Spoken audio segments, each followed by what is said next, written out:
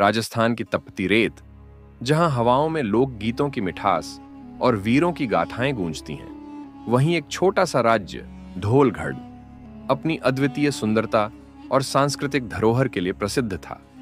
धोलगढ़ का राजकुमार कुंवर प्रताप सिंह अपनी तलवारबाजी, बुद्धिमत्ता और दयालु स्वभाव के लिए जाना जाता था, परंतु उसके हृदय में एक अदृश्य तड़प थी, अपने जीवन के सच्चे उद्देश्य को ढूंढने की। शरद पूर्णिमा की रात थी। राजमहल चांदनी से नहाया हुआ था। हर कोने में उत्सव का माहौल था। लोग कुंवर प्रताप के विवाह की योजनाओं में व्यस्त थे, लेकिन कुंवर अपने कक्ष में अकेला खड़ा था, खिड़की से चांदनी रात में झांकता हुआ। उसकी आंखों में अनगिनत सवाल थे। क्या यही जीवन है? क्या मैं केवल एक राजा बनने और अपनी प्रजा के लिए जिम्मेदारियां निभाने के लिए पैदा हुआ हूं? मेरे जीवन का उद्देश्य क्या है? इन विचारों में डूबा कुंवर अक्सर अकेले में महल से बाहर निकल जाया करता था। उस रात अपनी तलवार और घोड़ा सुरंग लेकर वह बिना किसी को बताए महल छोड़कर रेत के अनंत विस्तार की ओर बढ़ गया। कई घंटों की यात्रा के बाद कुंवर ने देखा कि दूर क्षितिज पर आग की लौ चमक रही थी। यह बंजारों का काफिला था। उनके ढोल नगाड़ों की आवाज दूर तक सुनाई दे रही थी। काफिला जैसे एक जीवंत संसार था, जहां हर व्यक्ति स्वतंत्र था। कुंवर ने घोड़े को रोका और काफिले के पास गया। वहां उसकी नजर एक लड़की पर पड़ी। उसकी आंखें चांदनी की तरह चमकदार थीं और उसके गले से ऐसी आवाज निकल रही थी जो सीधे आत्मा को छू ले। वह थी गुलाबो, बंजारों की टोली की सबसे सुंदर और प्रतिभाशाली लोक गायिका। गुलाबो ने कुंवर की ओर देखा और मुस्कुराई। कुंवर को पहली बार महसूस हुआ कि उसकी जीवन की तलाश खत्म हो सकती है। काफिले ने कुंवर का स्वागत किया, लेकिन गुलाबो की नजरें लगातार कुंवर पर टिकी रहीं। कुंवर ने खुद को एक साधारण यात्री बताया। गुलाबो ने पूछा, ऐसा लगता है जैसे आप किसी खोज में हैं। क्या आप अपने घर से भागे हैं? कुंवर मुस्कुरा दिया, शायद हाँ, मैं खुद से भाग रहा हूं। गुलाबो उसकी बात समझ नहीं पाई, लेकिन उसकी आंखों में छिपी उदासी को जरूर देख सकी। कई दिनों तक कुंवर काफिले के साथ रहा। गुलाबो और कुंवर के बीच एक अजीब सा आकर्षण बढ़ने लगा। गुलाबो उसे लोकगीत सुनाती और कुंवर उसे अपने राज्य की कहानियां सुनाता।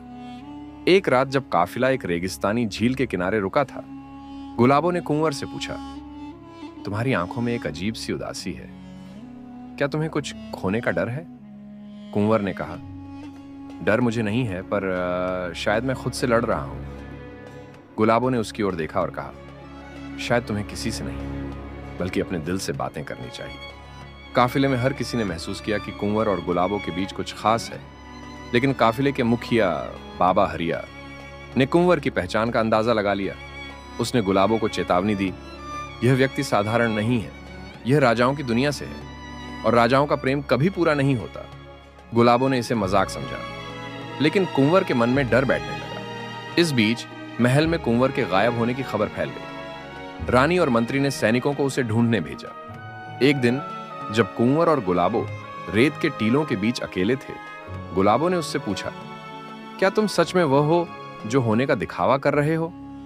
कुंवर ने गहरी सांस ली और कहा, मैं धोलगढ़ का राजकुमार हूं, लेकिन जब मैं तुम्हारे साथ हूं तो मैं केवल एक साधारण इंसान हूं। गुलाबो चुप रही।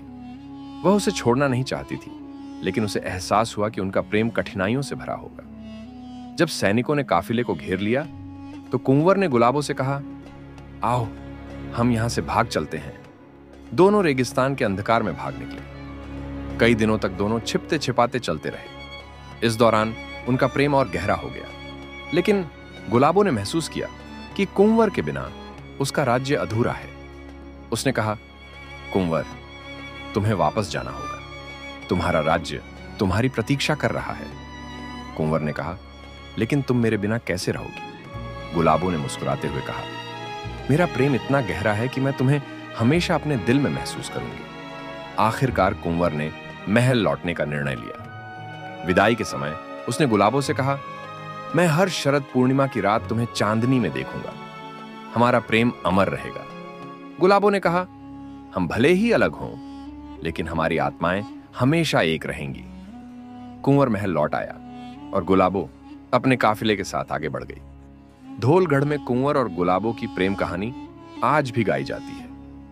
लोग कहते हैं कि शरद पूर्णिमा की रात को रेगिस्तान में उनकी आत्माएं एक दूसरे से मिलने आती हैं। सच्चा प्रेम कभी खत्म नहीं होता, वह आत्मा में बस जाता है और अमर हो जाता है।